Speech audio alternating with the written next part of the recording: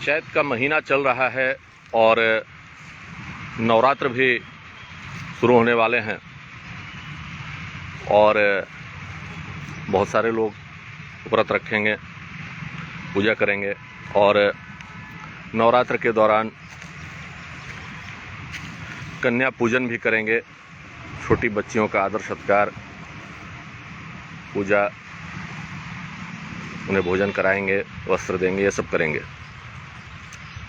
उन बच्चियों का सत्कार होना ही चाहिए, क्योंकि एक तो उन्हें माता का स्वरूप मान करके ये पूजन किया जाता है। दूसरा जो मुझे समझ आता है कि भ्रूण हत्या जैसी चीज़, भ्रूण हत्या जैसी कुचक्र को भेद करके उन लोगों ने सक्सेसफुली जन्म लिया। इसके लिए न सिर्फ उन कन्याओं का बल्कि उनके माता पिता का भी सत्कार होना चाहिए, क्योंकि ये एक ऐसा पाप है, ये एक ऐसा बुरा कर्म है जिसको आध्यात्मिक दृष्टि से भी देखना बहुत ज़रूरी है। एक तो उसका अपना जो कानूनी पक्ष है वो है, लेकिन बहुत सारे लोग चूँकि आध्यात्मिक पक्ष नहीं समझते हैं तो उन्हें लगता है कि हम जो भी कर रहे हैं ठीक कर रहे हैं और इससे हमारे आध्यात्मिक जीवन में या जो नॉर्मल लाइफ हम लोग लीड करते हैं उसमें कोई परेशानी नहीं आने वाली। तो मैं आपको बताऊं कि इससे निंदनीय कोई काम नहीं हो सकता है। जिन लोगों ने भी ये जीवन में किया है, मेरा मानना है कि इससे बुरा कुछ नहीं हो सकता। इससे बुरा मतलब कि इसको कंपेयर करें, हालांकि तो क्राइम में कोई कंपैरिजन नहीं है, लेकिन आप किसी क्रिमिनल, किसी टेररिस्ट की एक्टिविटी को भी देखें तो ये मैं इसको उससे भी बुरा मानता हूं, क्योंकि शायद ही कोई क्रिमिनल अपने संतान की हत्या करता हो। और भ्रूण भी संतान ही है, बस उसे आप देख नहीं पा रहे हैं, वो एक डिफरेंट स्टेज में है। और ज़्यादा बुरी बात तो इसलिए है क्योंकि वो डिफेंसलेस है। तो और ऐसा सिर्फ इसलिए किया जाता है क्योंकि हम अपने जीवन को अपने हिसाब से जीना चाहते हैं, उसे प्लान करना चाहते हैं। जबकि सच्चाई ये है कि आप कुछ भी प्लान नहीं कर सकते। ये दुनिया आप नहीं चला रहे हैं, मैं नहीं चला रहा हूँ, इसका गवर्नेंस कहीं और से ही है। और जो सुख आपको मिलना होगा वो मिलेगा ही, जो दुख आपको मिलना होगा वो मिलेगा ही। उसे प्लान करने के चक्कर में कोई ऐसा काम न करें जिसको करने के बाद उसके जो फल भोगने होंगे उससे बचने का कोई उपाय ही ना हो। और ये एक ऐसा ही दोष है, भ्रूण हत्या एक ऐसा ही पाप है, क्योंकि ये जानबूझ के किया जाने वाला पाप है। इसीलिए इससे बनने वाला जो पितृदोष है, अब पितृदोष क्यों बनता है इससे, उसे भी समझें। क्योंकि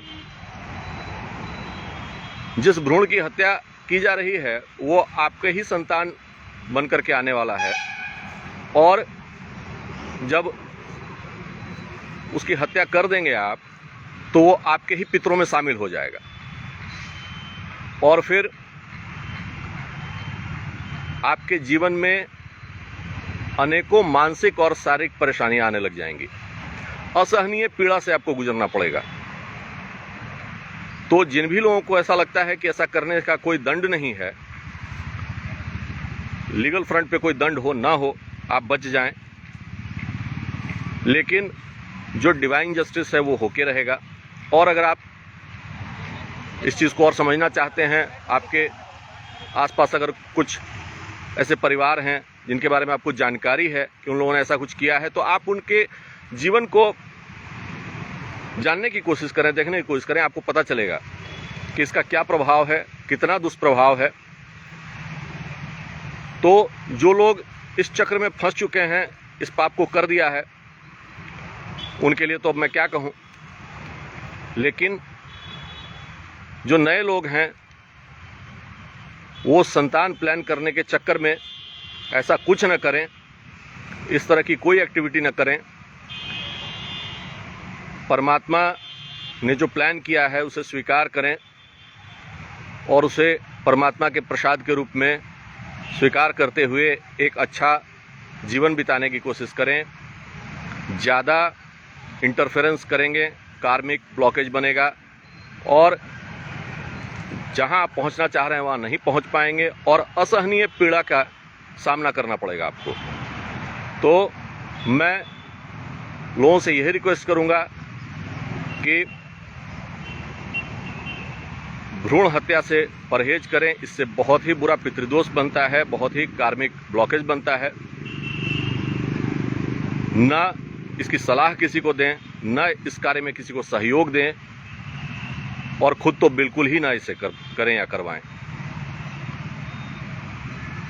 आज मैं पहली बार ये रिक्वेस्ट करूंगा लोगों से कि जो लोग मेरे इस विचार से सहमत हैं वो इस वीडियो को शेयर करें ताकि ज़्यादा से ज़्यादा लोग इस बात को जानें, क्योंकि अज्ञानता में भी बहुत पाप हो जाते हैं। लेकिन जैसा कि कानूनविद कहते हैं कि ignorance of law is no excuse, तो ये सिर्फ देश के कानून के बारे में ही नहीं है, आध्यात्मिक नियमों के बारे में भी यही नियम है कि आप नहीं जानते हैं और पाप कर रहे हैं तो उससे बचना मुश्किल है। तो इसीलिए मैं चाहता हूं कि अवेयरनेस लोगों में आए कि इस तरह की चीज़ों को न करें। इससे कैंसर जैसी बीमारी, नी रिप्लेसमेंट जैसा प्रॉब्लम, बहुत तरह की परेशानियां, एंडलेस लिस्ट है इसका, और लोग भोग भी रहे हैं, लेकिन वो समझ भी नहीं पाते कि मैंने ये किया था और इसके कारण मुझे ऐसा झेलना पड़ रहा है। तो फिर एक बार अनुरोध करूंगा कि इस तरह के पाप से बचें और इस संदेश को ज़्यादा से ज़्यादा लोगों तक पहुंचाने में मेरी मदद करें। धन्यवाद।